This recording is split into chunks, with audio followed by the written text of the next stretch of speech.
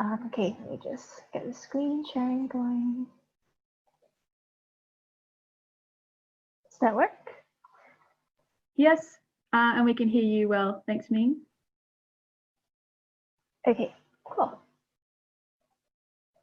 So hi, I'm Ming, and I work with the School for Field Studies, and I'm usually based at their center in Cambodia. I wish I was there in Australia with you all. I just finished my PhD last year at the University of Sydney. I do miss being there. Yeah, so today I'm going to talk about how a community-based conservation movement in northern Thailand has managed to reclaim the significance of the Mekong River in response to large-scale transnational development projects. Just a quick introduction to the Mekong River Basin. It's one of the world's largest and most productive inland fisheries. And you've got multiple transboundary fish migration systems going through the river basin. So the river actually flows through 6 countries, starting in China and going all the way down to the Vietnam Mekong Delta and sitting at the South China Sea. So what's really important about this river system is the flood pulse system. So where the annual flooding of the river actually drives the ecological productivity of the river. Wild capture fisheries are very important. About 14 million rural people engage in wild capture fishing. And these fisheries are valued at about $2 billion a year. So the area I'm focusing on is Chiang Kong, which is in Chiang Rai province in northern Thailand. So if you look at this map, it's the little orange shaded area over here. Okay, it's located on the Thai-Lao border. So the Mekong River actually forms part of the international border between Thailand and Laos in that section of the river. So if I'm standing in Chiang Kong and I'm looking across the river, that's Laos. So it's both an ecologically and economically significant site. In terms of ecology, there are very critical fish habitats over there. So there are 9 large rapids alternating with deep pools in a 175-kilometer stretch upstream from Chiang Kong. These deep pools are really important dry season refuges for the fish. In terms of economics, Chiang Kong occupies quite a strategic position in the Greater Mekong subregion's economic corridors and also in the Chiang Rai Special Border Economic Zone because it is very close to Laos, Myanmar, and also southern China. So traditionally, the communities in Thailand and Laos, back when the international border wasn't a very significant thing for them, they have been managing the local areas of the Mekong River on their own for generations. So they've had their own public fish catching zones shared between a couple of villages there. Their livelihoods are traditionally very dependent on the natural rise and fall of the river's waters. So for example, fish migration systems are driven by the flood pulse. They also pick, especially the women, they pick a river weed called gai, as you can see in the top right-hand corner, which is another important economic activity. People also grow riverbank gardens during the dry season. But in the past couple of decades, people have started shifting to agriculture, partly because fish has been in decline. So if you go anywhere in the lower Mekong River Basin, people are going to tell you that fish catch has been decreasing. This can be due to a lot of complicated factors, including that's usually population growth as one of the factors, and also local political contexts such as illegal fishing that's occurring. But today I'm going to talk a bit more about some of the transnational challenges towards these livelihoods. So on the issue of transnational enclosure, this is a process where state and commercial interests to start controlling the territories that have been traditionally used and cherished by local people along the river. And one of the forms of transnational enclosure is in the form of hydropower development.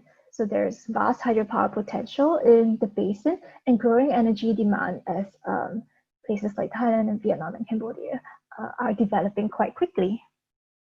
So in Chiang Kong, there are great concerns about upstream Chinese dams because ever since these dams were completed, they've actually noticed that the water levels in around Chiang Kong have been fluctuating quite unnaturally, and this has implications for the production of the river weed and occasionally, possibly if Chinese dams release water unexpectedly, their riverbank gardens get washed away in the dry season. They are also concerned about dams downstream, most of which will be in Laos. The major project I'm going to focus on here is the Chinese Navigation Channel Improvement Project. So this project was drafted in 2001, and it's a Chinese-led project that envisioned creating a trade route from southern China all the way down to Luang Prabang in Laos. This involved a plan to blast rapids and sandbanks that were obstructing the way of having larger ships plying this trade route. So the blasting of rapids in Chiang Kong was scheduled to happen by March 2004, but the local communities there got very concerned about this project, which kind of triggered the rise of an environmental movement that was led by this group called the Rak Chiang Kong Conservation Group. Rak Chiang Kong translates into Love Chiang Kong. So this is an example of the rapids that the community there is trying to protect. This is called the Kompilong rapids. And you can see the difference between the wet and dry seasons. And you can see how these rapids can be quite hazardous towards having big ships going up and down the river, whether in the wet or dry season. So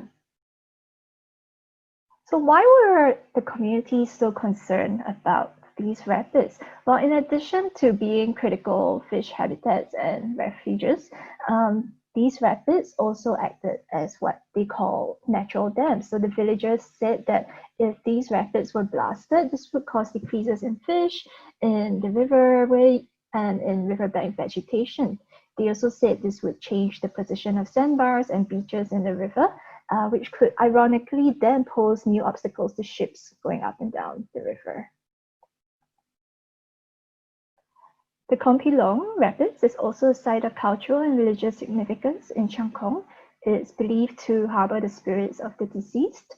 And also in the vicinity is the Papra, which you can see here in the picture. It's a sacred rock on the Lao River bank on which you can see an image of a Buddha.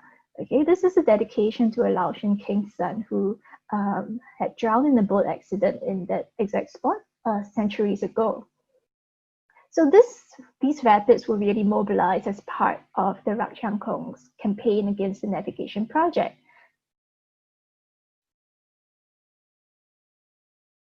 So they had some success in that point of time. They raised a lot of public awareness about the issue. The media covered their protests, but eventually it wasn't, while they did play a key role, it was actually the concerns of the Thai Ministry of Defense that led to the project being suspended, because the Ministry of Defense was concerned that the Thai-Lao border, which follows the deepest part of the Mekong River, would be altered once these rapids were blasted. So what did they do? They came up with some very interesting conservation initiatives.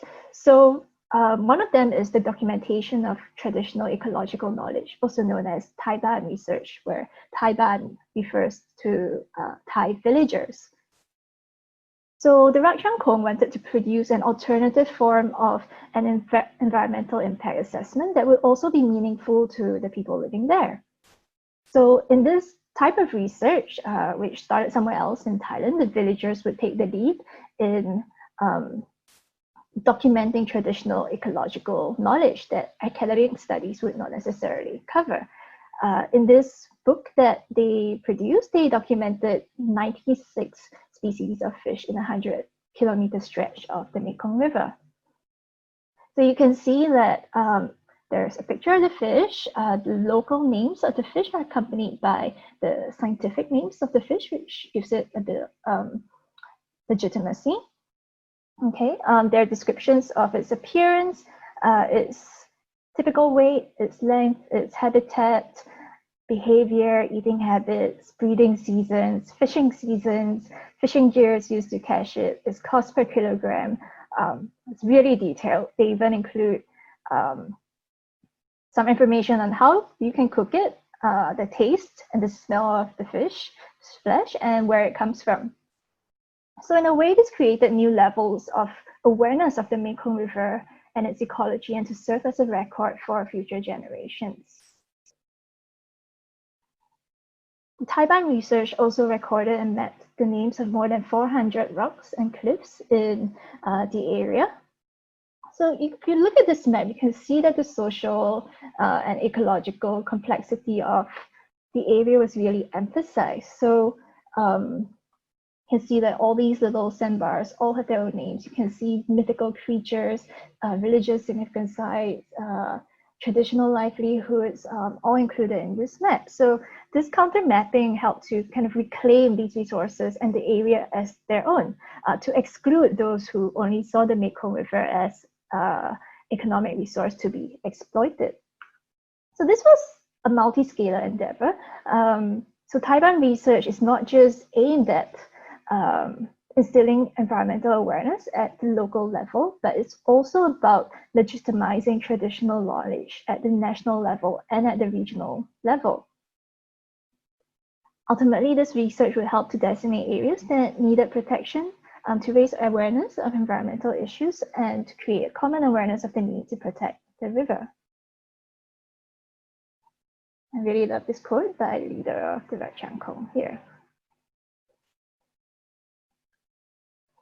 They also set up fish conservation zones in the villages, which happened since 2001. So these zones are usually located in the ecologically significant areas of the Mekong River, including the Kompilong rapids. But the concept of conservation zone was at first somewhat quite foreign to the local villagers. So they were initially concerned that a blanket ban on fishing in these areas would affect their livelihoods and put additional pressure on an already limited resource. Some doubted that the conservation zones would work because of the migratory nature of fish. So what the Chiang Kong did was to bring village leaders to other successful fish conservation sites in Thailand to show them that it could be done and it could work. Okay, so these conservation zones were demarcated by flags. You can see this line of flags going across the river here, and enforced with penalties. So again, this very strictly enforced separation of humans from non-human nature took some getting used to, because in the Thai worldview of what nature and the environment is, the two aren't always usually so easily separated. So they did have to come up with some sort of creative solutions to get villagers to buy into these conservation initiatives. So some of these zones protected by their proximity to the village temples, and religious ceremonies were also held to ordain the waters and to prolong the life of the Mekong River. So as this village chief said, well, actually because people were not aware of the rules, or they ignored it, we had to make it a religious belief, which is very important in a place like I think in the Mekong region, where people, especially in Thailand, Laos, Cambodia, where Buddhism is the major religion in these countries. So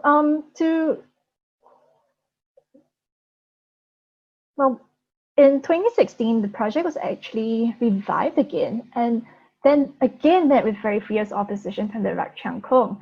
And in early earlier this year, actually, some very good news came out of this. Thailand officially cancelled the project, which is a big win for the Rak Chiang Kong and the communities there. And I think what I really want to emphasize is that the ability of the Rak Chiang Kong to rally the grassroots, even in recent years, can be attributed to the conservation initiatives, the engagement efforts, and the trust that they built with the villagers in Chiang Kong over more than 15 years. So their legacy can be seen elsewhere as well. In June this year, was announced that this Boon Rong Wetland Forest Conservation Group was awarded the very prestigious Equator Prize because they managed to convince the government to conserve the wetland forest in the River Basin, which is a tributary of the Mekong, rather than to develop a special economic zone. And the Rak Chiang Kong was also involved in helping these local community groups set up conservation areas in the basin. The Rak Chiang Kong is also a very key node in the regional Save the Mekong coalition that has campaigned very fiercely against mainstream dam development in the Mekong River. So you might be wondering, at the regional level, what mechanisms there are to manage these sorts of issues. Well, there's the Mekong River Commission, of which Thailand, Laos, Cambodia, and Vietnam are member states. China and Myanmar are not members, but they occupy observer status. So the 1995 Mekong Agreement, which the MRC is based on, focuses on the reasonable and equitable use of the Mekong as a watercourse. But this focus on the Mekong as a watercourse inevitably simplifies the basin, because the Mekong is really also about its larger ecological systems and obviously social, economic, political, and cultural dimensions. One limitation of the Mekong Agreement is that member states cannot veto other member states' proposed projects, and I think this has been clearly highlighted in the case of Laos' pursuit of building hydropower dams on the mainstream and tributaries of the river. Also, in terms of this rapids blasting issue, the MRC has not actually been involved because they're concerned with the Mekong as a watercourse. I think they're really a lot more concerned with issues such as water diversion projects and hydropower development, which would drastically alter the flow of the river. And of course, the exclusion of China from the MRC limits its effectiveness. So China, for example, has set up a new Lan-Chang Mekong cooperation mechanism, which could undermine the effectiveness of the MRC. So in conclusion, I think, unfortunately, there are few formal mechanisms to which local communities can contribute towards decision-making in relation to water resource management. But there is strong potential in terms of harnessing this traditional ecological knowledge and traditional ways of managing the river. Yeah, I think I just want to emphasize that there is a need to use a multi-scalar approach towards transboundary river basin management, because you do have to take note of what's happening at the local level and link this to the national level, the regional level, and so on.